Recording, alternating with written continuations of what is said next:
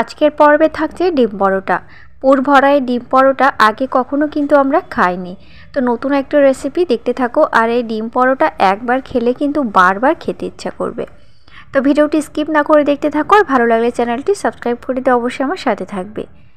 প্রথমে ডিম পরোটার পুর তৈরি করব। পুরের জন্য 2 চামচ রিফাইন্ড অয়েল দিলাম আর একটি কুচি করা পেঁয়াজ দিলাম।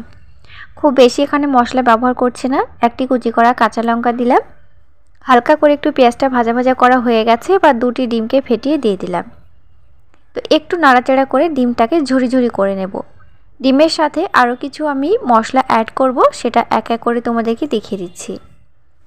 আজকে ডিম পরোটা সম্পূর্ণ নতুন একটি রেসিপি, আর এই ডিম পরোটা বানানোর পর একেবারে 10 থেকে 12 ঘন্টা পর্যন্ত কিন্তু একই রকমই সফট থাকবে। ডিমের ভেতরে এবার দিয়ে দেবো স্বাদ মতো লবণ। ঝালটা অবশ্যই তোমরা স্বাদ মতো দিয়ে দেবে। 1 চিমটে হলুদ দেব, আর 1 চিমটে পরিমাণে জিরা গুঁড়ো, ধনিয়া গুঁড়ো দিয়ে দেব। আর বাড়তি কোনো মশলার দরকার নেই। একটি লাল টমেটো কুচি করা দিয়ে দেব। এখানে টমেটো দেওয়ার ফলে কি হবে বলো তো, ডিমের যে পুরটা আছে যেটা তৈরি করছি সেটা পরোটার ভেতরে খুবই ভালো লাগবে খেতে। নাড়াচাড়া করে নিচ্ছি, আর যখন দেখা যাবে যে খুব সুন্দরভাবে ঝুরি ঝুরি করা হয়ে গেছে, তখন উপর থেকে আমি আধা কাপ মতো ধনিয়া পাতা ছড়িয়ে দেব। ধনিয়া পাতা দিলে খেতে ভীষণ ভালো লাগে, তবে তোমাদের কাছে ধনিয়া পাতা না থাকলে স্কিপ করবে। এবার নাড়াচাড়া করে পুরটা এক সাইড করে রেখে দেবো। এটা পুরটা আর একটু ঠান্ডা হয়ে যাবে।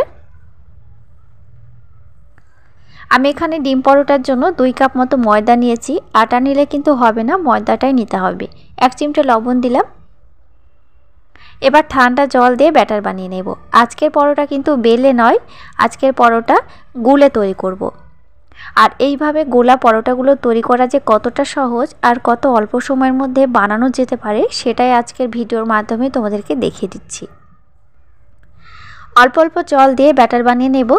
আর আমরা ঠিক পাটিসাপটা পিঠার জন্য যেমনটা করে ব্যাটার বানিয়ে থাকি, ঠিক ব্যাটারের ঘনত্ব তেমনই হবে। এবার তোমাদেরকে চামচ দিয়ে তুলে দেখিয়ে দিচ্ছি। দেখো ব্যাটারের ঘনত্ব এই রকম হবে। আর এইভাবে ব্যাটার বানানোর জন্য কিন্তু এই পরোটাগুলো বানানো ভীষণ সহজ।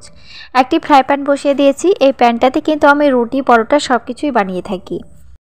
লোহার কড়াই নিতে পারো, তাতে কোনো অসুবিধা নেই। তোমরা যে কোনো ধরনের এখানে কড়াই ব্যবহার করতে পারো। 2 হাতা করে দেব। এখানে রুটিটা একটু বড় হবে। 2 হাতা করে দিলে কি হবে বলো তো, রুটিটা একটু সাইজে মোটা হবে আর বড়ও হবে। আর রুটিটা বড় হলে আমাদের ডিম পরোটা কিন্তু সাইজে একটু বড় হবে। সেজন্য এখানে 2 হাতা করে ব্যাটার দেওয়ার চেষ্টা করবে। 1 মিনিটে একটি করে রুটি উঠে পড়বে। কিছুক্ষণ পরে তোমাদেরকে দেখাচ্ছি, কিছুক্ষণ নয় মাত্র 1 মিনিটের মধ্যেই তোমাদেরকে দেখাচ্ছি। দেখো খুব সুন্দরভাবে রুটিটা হয়ে গেছে। 2 পিঠ আমি কখনোই ভাজতে যাব না। এবার আমি এই রুটিটাকে তুলে এক সাইড করে রেখে দেব। এইভাবে প্রত্যেকটা রুটি ব্যাটার থেকে আমি 2 হাতা করে দিয়ে তৈরি করে নিচ্ছি। প্রথমে আগে রুটিগুলো তৈরি করে নেব, তারপর আমি পরোটা তৈরি করছি। আর এইভাবে পরোটাগুলো তৈরি করলে কি হবে বলো তো, পরোটাগুলো ভীষণ সফট হবে। তো রুটিগুলো দেখে বুঝতে পারছো রুটিগুলো কতটা নরম হয়েছে, একদম কাগজের মতো পাতলা হয়েছে। তো এবার আমি রুটির ভেতরে যে ডিমের পুরটা তৈরি করে রেখেছিলাম সেটা দিয়ে দেব। ডিমের পুর অবশ্যই বেশি করে দিতে হবে। বেশি করে দিলে পরোটাগুলো খেতে ভালো লাগবে। তো এখানে আমি চা চামচে 2-3 চামচ করে দিয়ে দিলাম। এবার ঠিক আমরা যেভাবে মোগলাই তৈরি করি ঠিক সেইভাবে ভাঁজটা দিয়ে দেব। আর এখানে পরোটা তৈরি যে ব্যাটারটা আমি বানিয়ে রেখেছি, সেই ব্যাটার থেকে হালকা পরিমাণে একটু ওই ব্যাটার লাগিয়ে দেব। এতে আঠার মতো 2 মুখটা খুব ভালোভাবে লেগে যাবে। আলাদা করে ময়দা গুলে তোমাদেরকে এই পরোটাগুলো বানানোর কোনো দরকার নেই। যে ব্যাটারটা তৈরি করে রেখেছি সেই ব্যাটার হালকা করে একটু লাগিয়ে দিলে হয়ে যাবে। আর অবশ্যই এখানে ময়দা জলের সাথে গুলেই লাগাতে হবে, তাহলে এটা আঠার মতো লেগে যাবে। তো ফ্রেন্ডস দেখো একটি পরোটা আমার খুব সুন্দরভাবে তৈরি করা হয়ে গেছে। এইভাবে পরোটাগুলো তৈরি করলে কি হবে বলো তো, পরোটা একটিও ফাটবে না। তো এইভাবে এক এক করে সবগুলো পরোটা এখানে বানিয়ে নিয়েছি। চলো এবার পরোটাগুলো ভাজতে হবে।